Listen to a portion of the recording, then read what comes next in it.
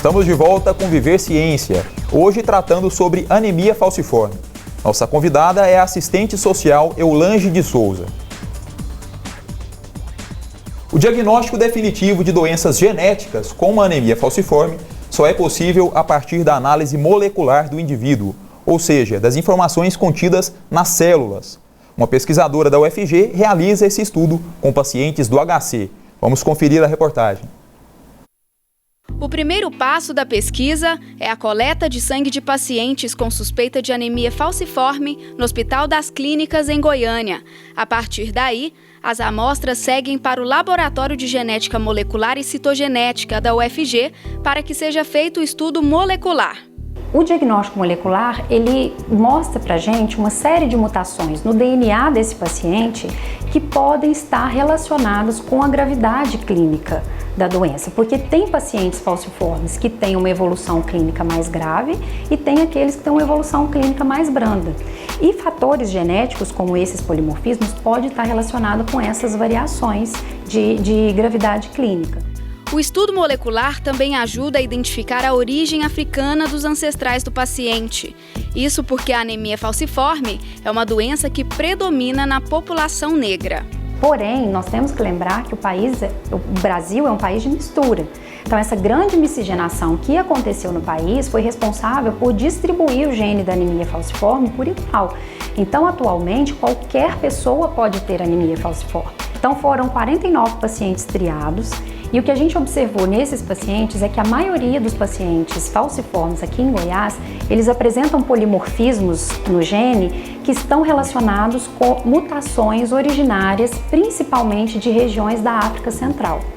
Então, e também nós observamos alguns pacientes que apresentam polimorfismos que são originários da região do Golfo do Bênin, também na África. Com o diagnóstico concluído, os pacientes do Hospital das Clínicas recebem o então chamado aconselhamento genético, uma orientação sobre como lidar com a doença, uma vez que ela não tem cura. O aconselhamento genético ele é um processo de comunicação que ele vai auxiliar o paciente e a família desse paciente a lidar melhor com os termos médicos sobre anemia falciforme, esses termos mais difíceis de entender, o que é anemia, da onde que ela vem, o que ela causa. E assim ele entende melhor as opções existentes para o planejamento familiar, então como que pode fazer o diagnóstico na família, ele compreende melhor o sofrimento, as opções existentes para o tratamento e aí ele pode adotar medidas preventivas com relação às complicações da doença e buscar então esse serviço de planejamento familiar. Eulange, você também desenvolveu uma pesquisa com pacientes do Hospital das Clínicas sobre como a anemia falciforme interfere no cotidiano deles, não é isso? Fala pra gente como foi feito esse estudo e quais foram os resultados obtidos. Bom, eu realizei duas pesquisas, uma no curso de mestrado, que era a influência da anemia falciforme no processo educacional das crianças e adolescentes. Nessa pesquisa é uma pesquisa qualitativa em que foram entrevistados 10 crianças e adolescentes e na qual os resultados que a gente chegou é que a anemia falciforme interfere significativamente no cotidiano das crianças e adolescentes e que traz para elas um processo de exclusão dos principais espaços que ela frequenta, exclusão dos brinquedos, ou seja, da comunidade de pares, né, no lugar onde ela mora, exclusão muitas vezes do espaço físico territorial da onde ela residia, porque muitas vezes ela tem que vir morar em Goiânia, então isso apareceu na pesquisa, que tanto ela quanto a família é deslocada da cidade do interior para fazer o tratamento, porque as dores, as crises são muito constantes. E vir de uma cidade, como é o caso Mato Grosso ou do interior de Goiás, é muito mais fácil a família vir para cá.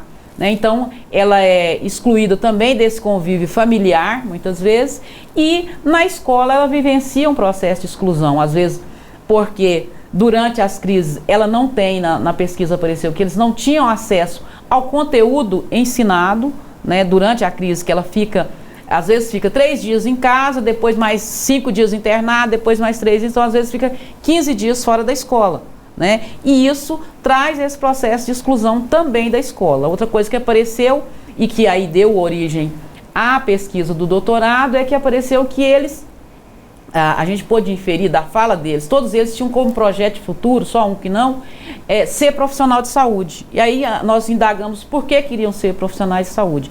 Eles responderam que só tendo a doença para compreender a dor que eles sentiam. E aí a gente inferiu o quê? Que possivelmente a dor deles não foi considerada em diversos momentos pelos profissionais de saúde, né? Eles, inclusive, esse entende, o outro não entende o que eu estou sentindo. Então, a partir daí, nós fizemos a pesquisa do doutorado, né, no curso de doutorado em Ciências da Saúde, em que a gente foi verificar qual é a relação desenvolvida entre os profissionais de saúde e os pacientes, os portadores, crianças e adolescentes que têm anemia falciforme. Nessa pesquisa, nós entrevistamos 9 crianças e adolescentes e 9 profissionais de saúde, justamente avaliando essa relação. O que apareceu nessa pesquisa, então, é que as crianças avaliam a relação com os profissionais de saúde. Às vezes, eles fazem uma diferenciação. O bom profissional, aquele que escuta, que faz analgesia, que explica para ele o que está acontecendo, e aquele outro profissional, que é o profissional que não escuta, e isso independente dos lugares. É claro que mais na rede básica de atenção tem uma incidência maior do profissional que não escuta, que não considera a dor dele, mas também dentro dos hospitais terciários isso acontece. Então apareceu essa relação precisa ser melhorada, e tanto os profissionais quanto as crianças e adolescentes a gente inferiu que a formação dos profissionais de saúde é necessária, principalmente em relação às consequências e ao tratamento necessário para a doença falciforme, que é necessário em todos os locais da rede de saúde. Os profissionais têm que estar preparados para esse atendimento. E também em relação a como tratar a criança e adolescente no processo de saúde e doença, no atendimento que é feito nos diversos locais onde a assistência em saúde. Ok, o Viver Ciência faz agora mais uma pausa. No próximo bloco você vai saber como funciona o ambulatório de hemoglobinopatias do Hospital das Clínicas, um centro referência no estado de Goiás no tratamento da anemia falciforme. Até já!